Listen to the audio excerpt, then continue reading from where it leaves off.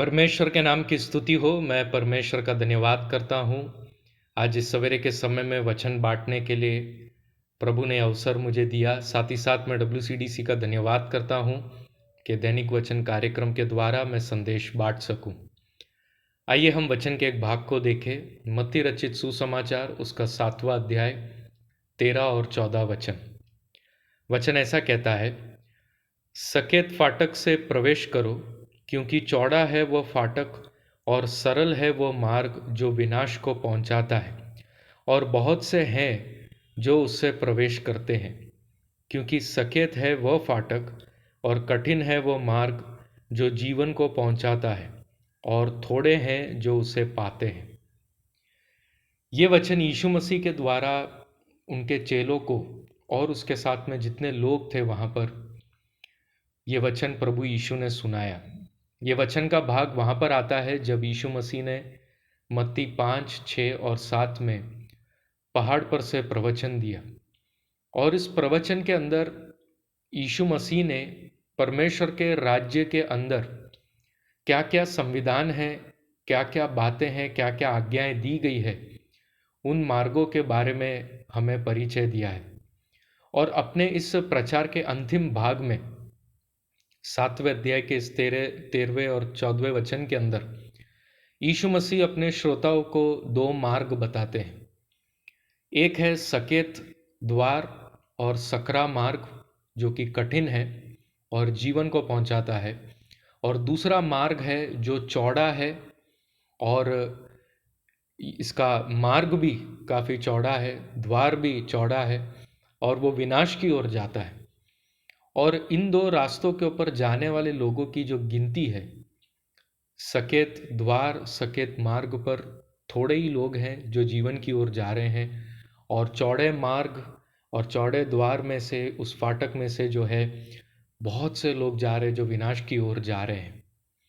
और यीशु मसीह इस बात को हमें बताते हैं किस प्रकार कई सारे लोग परमेश्वर के वचन को गलत रीति से समझकर और अपने आप को आश्वासन देते रहेंगे कि हाँ हम सही कर रहे हैं, और एक ढोंग भरा मसीह जीवन जीते हुए, और वे नहीं जानते हैं कि वे एक चौड़े मार्ग से होकर जा रहे हैं और विनाश की ओर बढ़ रहे हैं। जो जीवन की ओर रास्ता जाता है वो कठिन है, वो सकरा है। सकरा क्यों? क्यों ये द्वार, ये फाटक सकेत है? क्योंकि इस मार्ग पे चलना ये मुश्किल है। कुछ ऐसे निर्णयों को जीवन में लेना पड़ेगा जिससे कि शायद हम जब अपने दुनियादारी विचार से सोचकर देखें तो उसका पालन करना हमें बहुत ही मुश्किल लगता है और हम कभी उसकी ओर देखना नहीं चाहेंगे। जैसे कि यीशु मसीह ने ये 5, 6 और 7 अध्याय के अंदर कई ऐसी बातें बताई है, जैसे कि कोई अगर एक गाल पर तुम्हें थप्पड़ मारे तो तुम अपना दूसरा गाल दिखाओ। शायद सांसारिक व्यक्ति इसे पालन करने में बहुत ही मुश्किल समझे। या कोई तुम्हें 1 मील दूर चलने को कहे तो तुम उसके साथ 2 मील दूर चलना, ये भी कोई सांसारिक व्यक्ति उसको पालन करना मुश्किल समझे। और अगर तुम्हें तुम्हारे भाई के विरुद्ध में कुछ बात है तो यदि तुम भेंट चढ़ाने आए हो तो अपने भेंट को वहीं छोड़कर सबसे पहले अपने भाई के साथ सुलह करो और उसके बाद फिर भेंट चढ़ाने आना। यीशु मसीह ने ऐसा सिखाया है। परंतु एक सांसारिक व्यक्ति के लिए दिखावा, अपने भक्ति का करना वो ज़रूरी लगता है, इससे ज़्यादा कि वो किसी के साथ सुलह करे या माफ़ी मांगे। और ऐसे अनेक कई बातें हैं जो यीशु मसीह इस अध्यायों के अंदर बताते हैं। सकरा मार्ग, यीशु मसीह ऐसा कहते हैं कि यदि तुम मेरे चेले बनना चाहते हो तो अपना क्रूस उठाकर मेरे पीछे चलो, अपने आप का त्याग करो। ये सब बातें यीशु बता रहे हैं कि ये सकरा मार्ग है जो जीवन की ओर जाता है। और इस सकरे मार्ग से चलने के लिए एक व्यक्ति का केवल यीशु को जान लेना या केवल उसके बताए हुए कुछ जो रीतियाँ, जैसे कि बपतिस्मा लेना या कलीसिया में भाग लेना या प्रार्थना करना या बाइबल वचन पढ़ना, एक बाहरी रूप से जो एक व्यक्ति रीतियों का पालन करता है, इससे एक व्यक्ति बच नहीं सकता। परंतु अपने अंदरूनी बदलाव से पवित्र आत्मा के प्राप्त करने से यीशु की आत्मा, यीशु के उस चाल चलन को पकड़कर चलना, ये एक कठिन मार्ग है। हम बाइबल के अंदर ऐसे कई सक्रिय मार्ग को देखते हैं। हम देखते हैं अब्राहम के जीवन के बारे में। जब अब्राहम और उसके पितृ लोग जब मूर्ति पूजा में थे, यहोशू के पुस्तक के अंदर ये बताया गया है, और अब्राहम ने जब सच्चे परमेश्वर की खोज में वो था, तो परमेश्वर की आवाज़ को सुना और उसे बताया गया कि किस प्रकार उसको अपने पिता के घराने और अपने देश को छोड़कर एक नए जगह में जाना है। ये एक सकरा मार्ग था उसके लिए, मुश्किल था। वो तंबुओं में रहता था, लेकिन फिर भी उसकी आशा, उसके अंदर पवित्र आत्मा उसे भविष्य में अनंत जीवन के बारे में बताता था। मूसा के लिए महल में रहना आसान है, लेकिन मूसा ये समझता था, इब्रानियों 11वें अध्याय में दिया गया है कि यदि महल में रहूंगा तो यहाँ के सुख को पाते हुए विनाश की ओर चले जाऊंगा, लेकिन अपने लोगों के साथ मसीह में दुख उठाना ये उसके लिए उत्तम है। दाऊद राजा के लिए जब उसको उसके पाप के बारे में बताया गया, तो दाऊद ने पश्चाताप किया, माफ़ी मांगा, कबूलात की, और उसने भजन 51 भी लिखा और अपने अवस्था के बारे में प्रकट करके बताया। लेकिन ऐसे भी राजा बाइबल के अंदर है जिन्हें उनके पाप के बारे में बताया गया, तो उन्होंने विपरीत दिशा को लिया। उन्होंने या तो भविष्यवक्ताओं को मार दिया, या तो इन आवाज़ों को चुप करा दिया, या अपने जीवन को पकड़ते हुए चलते गए ये सोचकर कि शायद परमेश्वर इसको स्वीकार करेगा।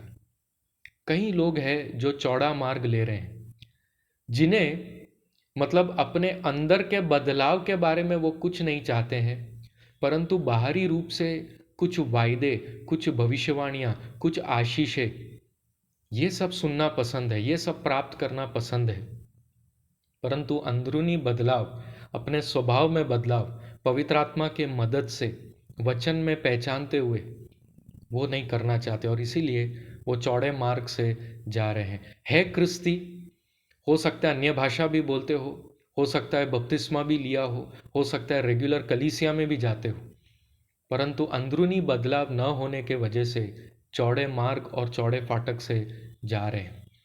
सकेत फाटक, सकेत मार्ग से जाने वाला वो व्यक्ति है जो वचन से एक ऐसा एहसास पाता है कि कहाँ कुछ मेरे जीवन में खामी है। इतना ही नहीं, परमेश्वर मेरे बारे में क्या चाहता है और मुझे परमेश्वर की इच्छा को पूरी करना है।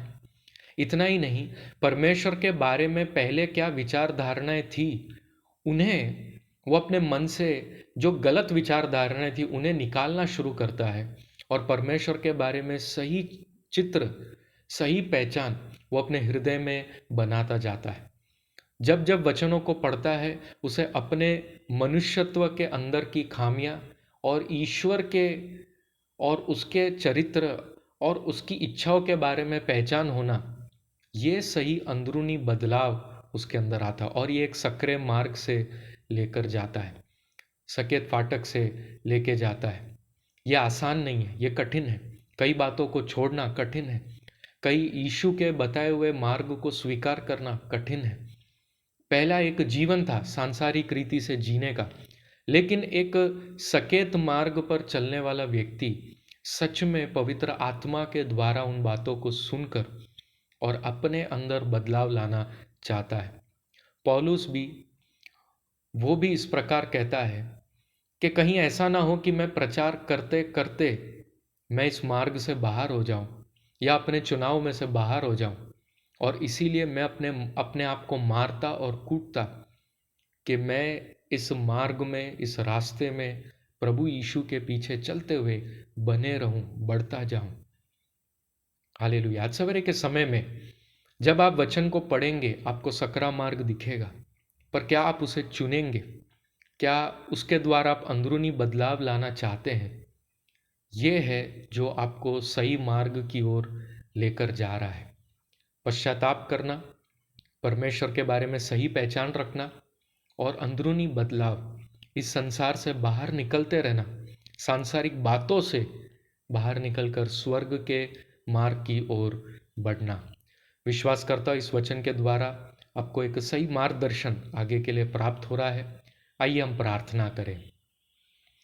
स्वर्गीय पिता, हम आपका धन्यवाद करते हैं इस समय के लिए, आपके नाम को याद करने और वचन में से सीखने के लिए अवसर दिया।